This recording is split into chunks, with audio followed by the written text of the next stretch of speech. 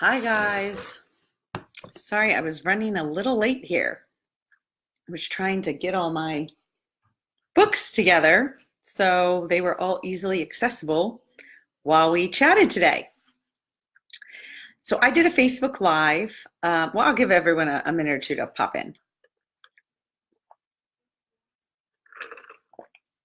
It is Friday afternoon. It's a good time to sit and talk about graphic novels.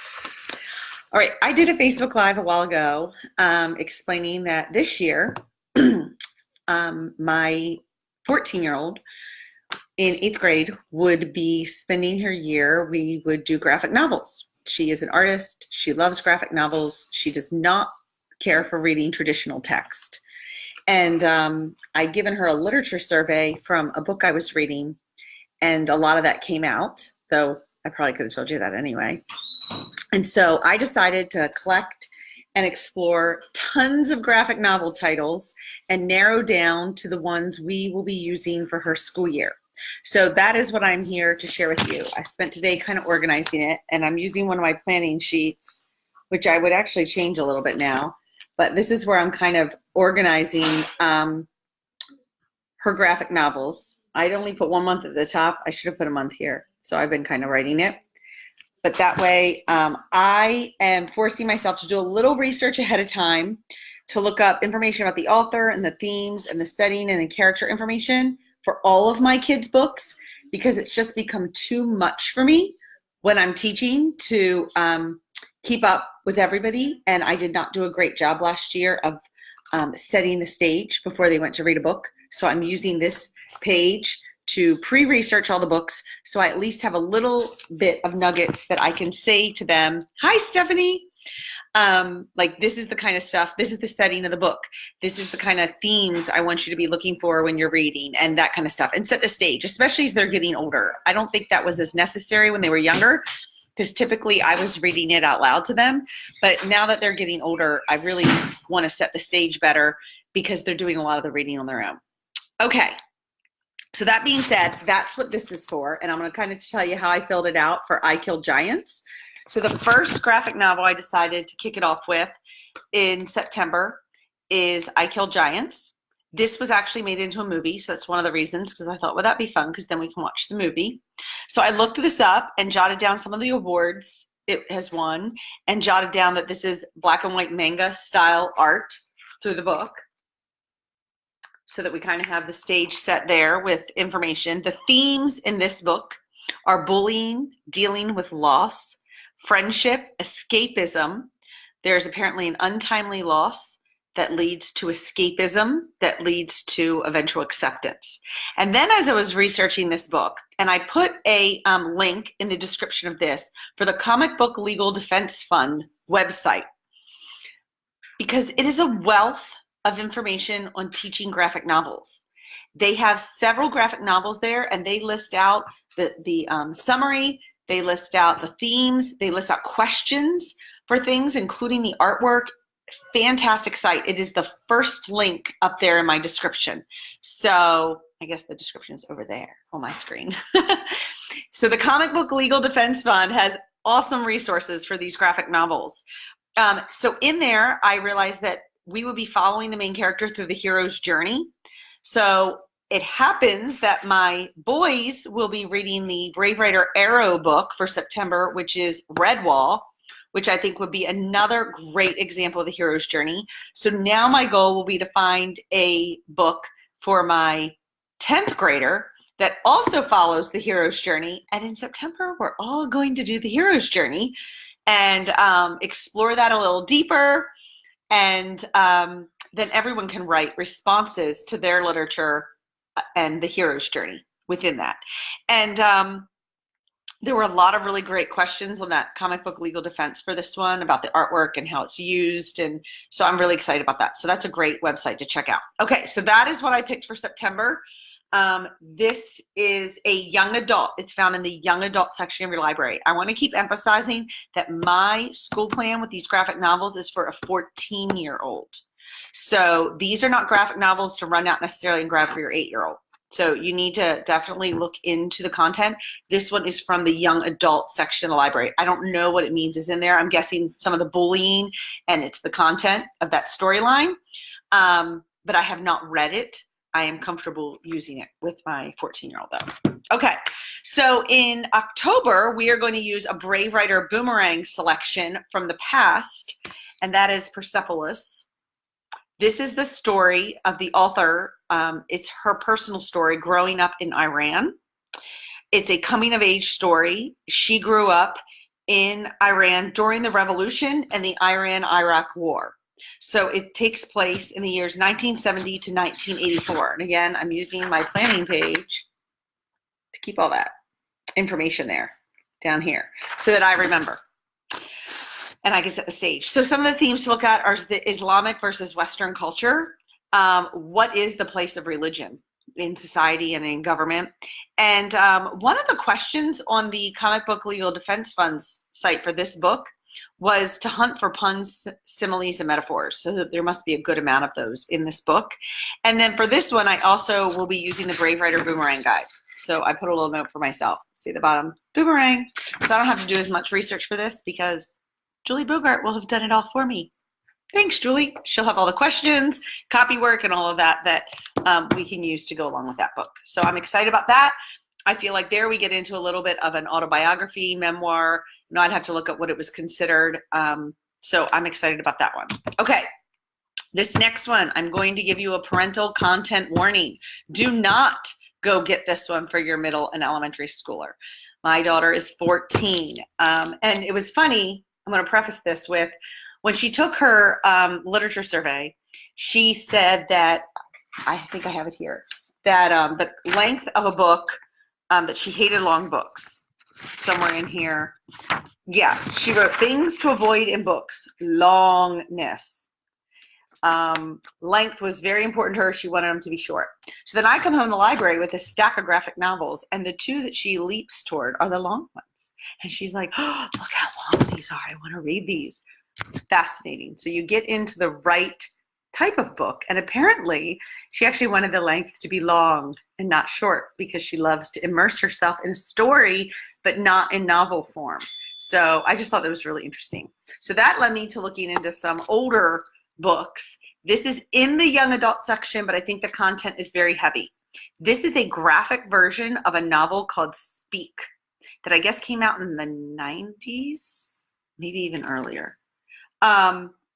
It is very heavy content. It's a girl, high school freshman year, and some bad stuff happened to her at a party, and she cannot find the words for it, so she just stops speaking. So there is a little bit of violence described. I looked at the graphics of it, and I was comfortable with it for my daughter. But again, this is one, don't go running out to get your elementary or middle schooler. This is definitely high school content, and she wanted more challenging literature. So I think this is going to work well for us to address some deeper topics, but still in graphic novel format. I also put a link to the novel Speak. So we're going to possibly look through that as well. I might read that out loud with her. Maybe we can find an audio. And there is a movie from the Sundance Film Festival with Kristen Stewart from the 90s that they made a movie out of this. So that's another thing that we'll do with this one. Some of the themes are language and communication, isolation, violence, and transformation. So, and I jotted down, our library has the audio on overdrive, so I can get that because the best version is always the library version. All right, what else? In December, and I don't have the book, we're going to do the whole family is going to look at Charles Dickens' A Christmas Carol. My oldest will be doing it with Brave Writer, and she'll be actually using the boomerang. My daughter doing graphic novels, we ordered a graphic novel version. I don't have it here because I literally just ordered it on Amazon today, and we'll watch the movie and all of that kind of stuff. So that's what we'll do in December. In January, I'm out of order. January. Oh, January. I'm actually excited about this one. I found this graphic novel, Nimona, and it also, there was excellent information on that General Help for Graphic Novels link up there, the Comic Book Legal Defense Fund. This was in their education section where they had a lot of great questions and things to discuss. This one won a National Book Award. It originated as a 2-page art school experiment. So that's cool. There is on that Comic Book Legal Defense Fund page for this book, there is a video of the author reading sections of the book, and there's an interview with her about the role of women in comics. So I kind of jotted that down because that'll be interesting to explore a little further when we read this one. Some of the themes were identity, friendship, the power and perils of having standards and rules, when to question rules, and the power of love and friendship. Apparently the girl is a shapeshifter. And as far as I can tell from reading the summary, like it's done from the villain's point of view. So I'm curious about that and how that's going to work. And some of the questions I found that I really like were about like discussing the palettes, the color palettes used for the different characters. And that's the kind of stuff I want to get into as we're studying graphic novels. I want to talk about the art and the graphics. See the color palettes and how they change there. So I'm really excited about this one, and that link up there has a lot of great information, the Comic Book Legal Defense Fund. So I just used that and filled out some of the information for me so that I have it handy when we're ready to start that book in January. In February, we're going to hop back into Brave Writer for the Boomerang this year. Part of the year-long subscription to the Boomerang includes March, Book 1. So we will do this in February because it is the Brave Writer book for February. So I'll have my 10th grader do it also. She is not the fan of graphic novels that my 8th grader is, but what I have loved is that she has read a few because Julie Bogart at Brave Writer always picks such a wonderful selection of titles that we get to experience lots of different type of literature. So I think 2 years ago we did American Born Chinese. Maybe that was 2 years ago. And this year we'll get to do March, Book 1. So that fit really well for my 8th grader also. So this one will bring her into more of a nonfiction graphic novel. I think this is based on, Congressman John Lewis's experience with the civil rights movement. So this one, I don't have to do a whole lot of research because once again, Julie Bogart will have done it for me, and I will have copy work and questions and discussion and everything prepared for me. So we'll be doing that with Brave Writer. And I think I linked to the Boomerang guides. It's not affiliate links. I'm on staff with Brave Writer. So that's fine. So there are links though to those Boomerang guides that you can check them out. All right, that's February. March, I'm actually really excited about this next one that I found. This is called Pashmina, which is the scarf that they wear in India as part of the traditional dress. So this is about a girl whose mother brought her from India to America, and she's being raised in America.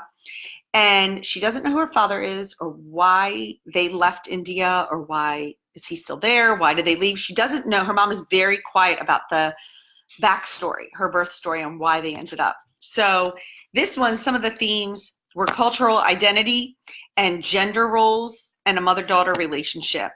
And what's really cool, and my daughter noticed this right away, is it's mainly done in black and white. It's actually kind of a bluish. It's a bluish and white. But every time the girl puts on the pashmina, I'll find a place where she finds it, it goes into bright, vivid color. And she's transported to India or some sort of place that is more representative of India. I haven't read it to find out exactly where she's transported. But every time she wears it. So my daughter right away was like, I wonder why those pages are color. So that's going to be a great discussion point. Like, why is the author doing that? And what is she trying to communicate that way? So I'm really excited about this one. This one is at ages 10 and up, so you could get this for your younger kids. What I liked is that it talked about this one, a cultural identity being a theme with immigrant parents who are raising a child in America and some of the tension and the things that happen there, which made me think immediately of American Born Chinese that we read 2 years ago as part of Brave Writer Boomerang. So I jotted that down also for this month because graphic novels my daughter will finish in a day. She just loves them. So that's not going to be a problem. So I thought, well, it might be nice partway through the month to read that one. And if we wanted to focus on having a discussion of comparing how both of those books dealt with that theme of the cultural differences and being raised by immigrant parents here in America, then we could use that one to go along with this one. So that was March. April, we've decided to go back to a Boomerang guide we did not get to that was part of our subscription last year or 2 years ago. It was Anne of Green Gables. Maybe it was last year.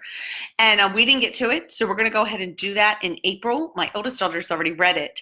I just ordered from Amazon a graphic novel version of Anne of Green Gables. So I love that I'm addressing two classics with her this year using graphic novels, A Christmas Carol and Anne of Green Gables. So we'll read the graphic novel version. We'll probably listen to the unabridged version on audio.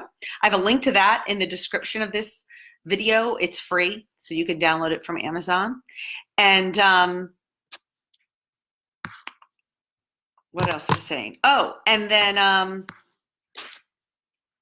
yeah. Oh, and then we'll watch Anne with an E.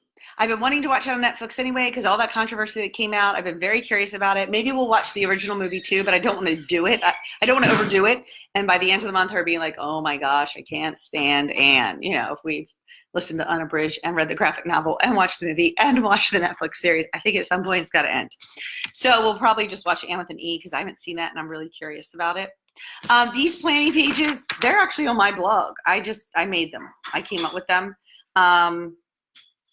I think they're 99 cents and these are filled in, but you also get a blank version that has just the boxes and then you can write whatever you want in them and they don't have the headings like author information and themes. It just has a blank version. So they're actually over at notbefore7.com. So that's what we're doing for Anne of Green Gables. That will be April.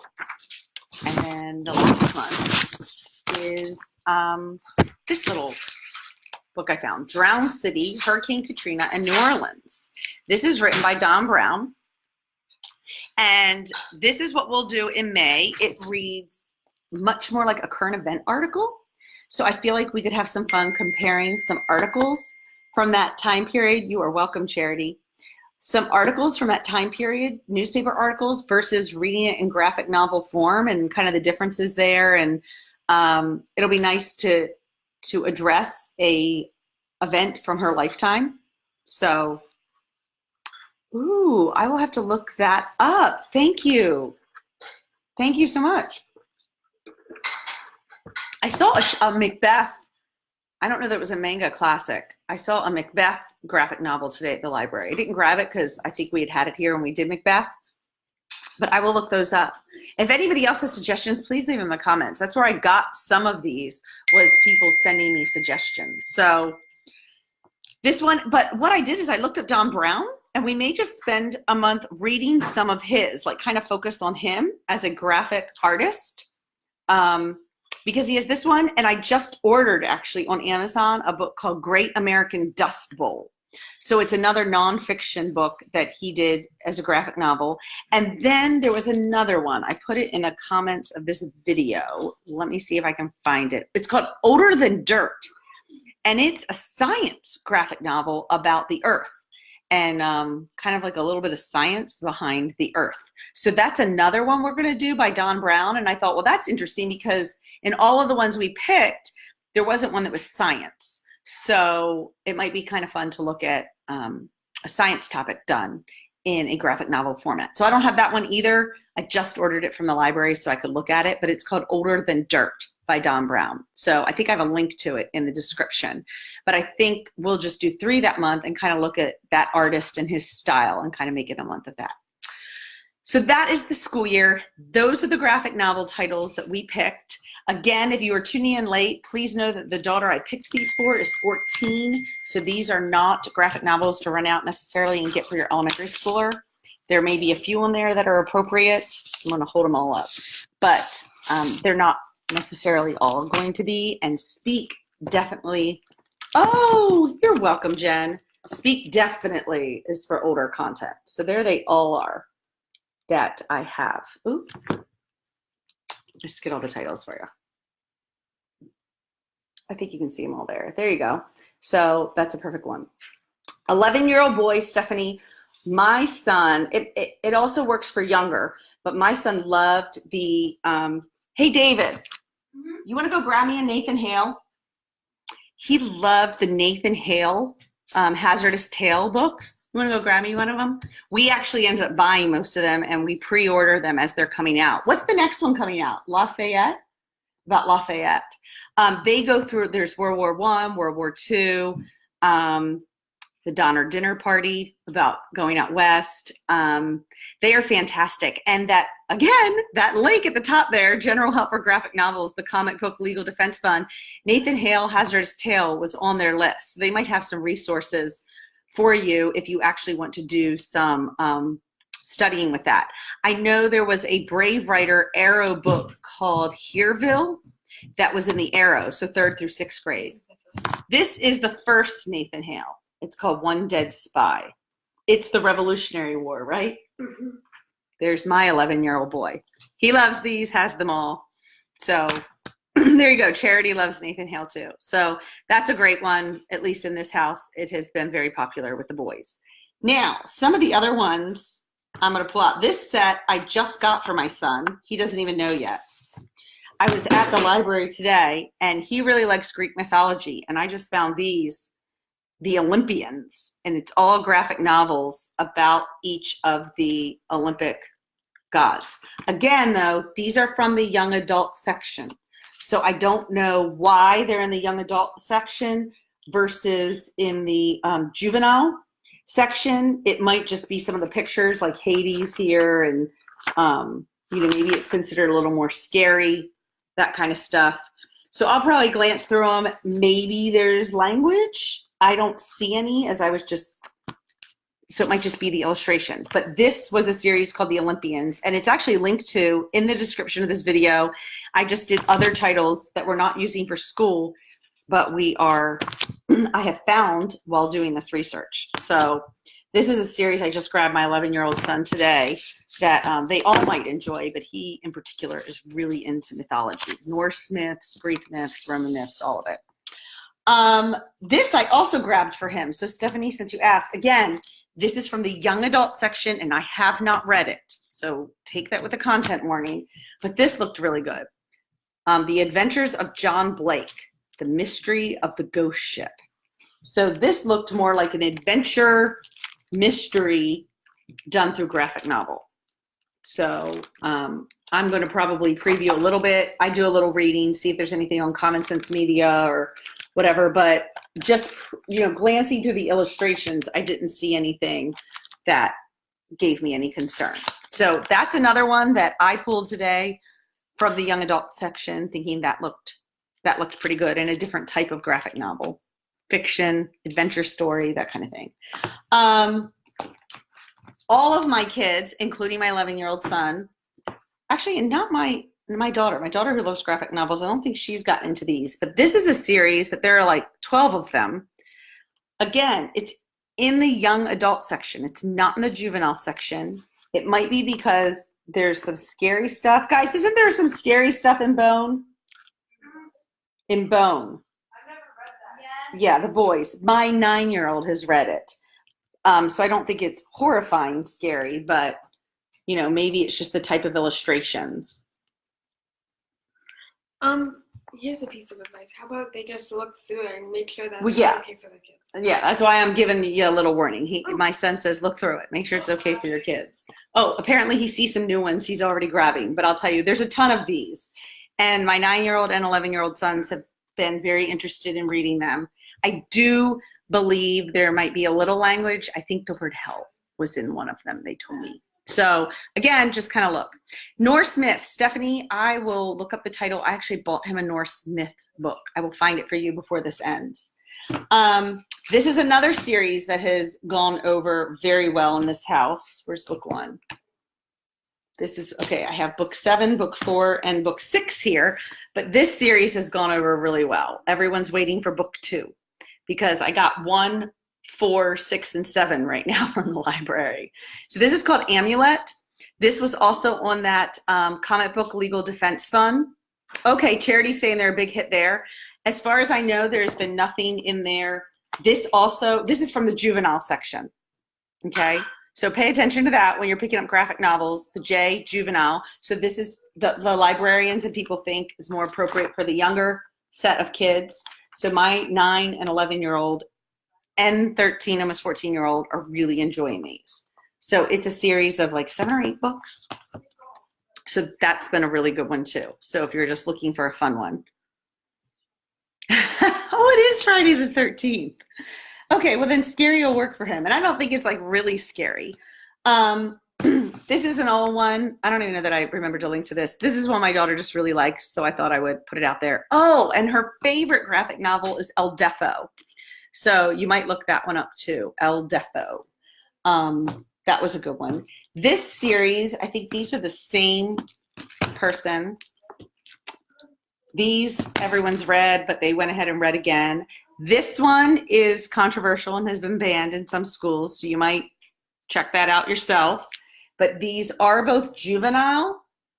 I believe this one has a gay character, and so as a main character, and I think that's why my kids have really liked both of these books. So there's another set of books.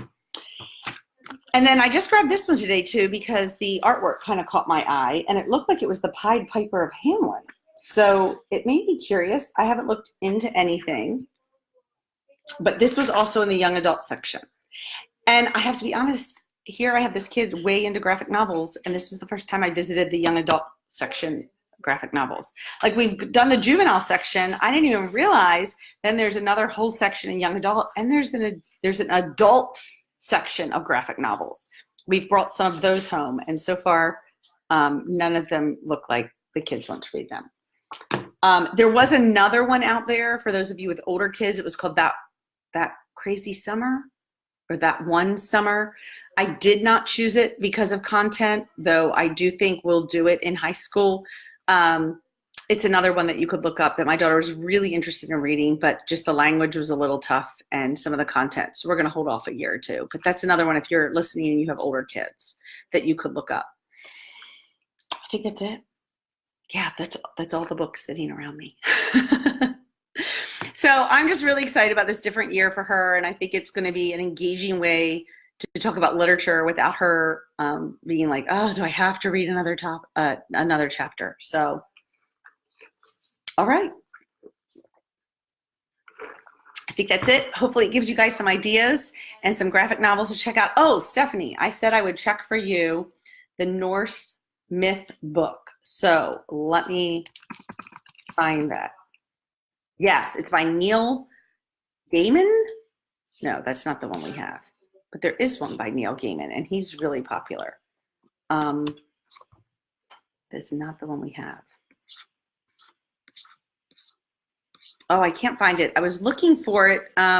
It was like the Delara's book of Greek myths. I looked up on Amazon, Norse myths. Unfortunately, our library did not have it. And I got it for my son oh, there it is. Tales of Odin, Thor, and Loki. So let me grab it and I'll drop it in the comments for you. But it's really funny now to watch Thor with my son because he knows so much more than any of us. Because he's read all the real myths of Thor and Loki. Okay, there's the one we own. And if you just, the Neil one, let me get that. It's the guy that wrote the Graveyard Book. It looks like a bunch came up under his name, but those weren't the ones that we owned. Oh, my computer's acting really slow. It doesn't like me doing all of this stuff at once. But the one that I linked to is the one that I got him for Christmas as his book, and he's really liked that one. And yes, Charity just spelled it correctly. When I just typed into Amazon Norse mythology, it looked like Neil Gaiman had a lot of books, so you might check those out too. But I also dropped the one we actually own. All right, yeah, and I just got a whole stack over there of like Merlin and Knights of the Round Table tales because my son told me he's really into tales, like stories. So like the mythology tales. So I thought, oh, we just started watching Merlin on TV, so why not grab some of the Knights of the Round Table and that kind of stuff. So that's our next kind of venture for him, is looking at, tales through history. In fact, he took up my that book, A Year of Tales Around the World. I forget what it's called. He has it in bed. I'm like, where did that book go? He's reading it. So he's very into tales through history. That might be another whole really cool study to do sometime, is just look at tales from all the different countries around the world and how tales work through history. Anyway, I'm getting off track. So that's it for graphic novels. If you are watching the replay, feel free to leave any questions or comments. And, I probably should link to my blog for anyone who's interested in that planning page that Charity asked about. There is a little shop tab now at the top. So not a whole lot of products there, but as I'm making planning pages for myself, people have seen them and asked, so I've dropped them on there, and maybe they'll work for you too. All right, guys, have a wonderful weekend. I know I will. All right, bye-bye.